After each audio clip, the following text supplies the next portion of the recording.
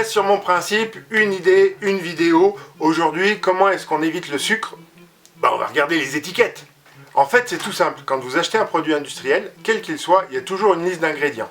Alors en général, elle est cachée. Hop, je la mets dans le bon sens pour vous. Et là, on a une liste d'ingrédients. Et on va lire ce qu'il y a dedans. Les ingrédients sont classés par ordre décroissant. C'est-à-dire que le premier ingrédient qui apparaît, c'est celui qui est en plus grande quantité. Ça ne veut pas dire que 60% du produit est fait de ce premier ingrédient. Ça veut dire qu'il y a peut-être 45 ingrédients différents.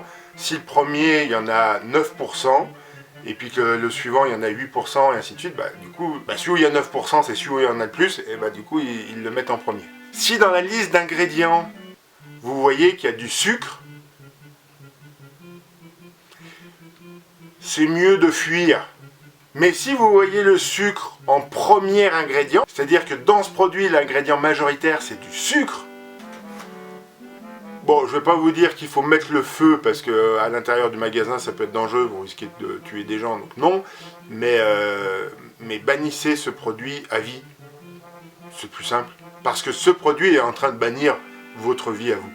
Le sucre, c'est mauvais pour la santé, il faut s'en protéger. Le sucre, c'est tabou, on en viendra tous à bout. Abou, c'est le singe dans Aladdin.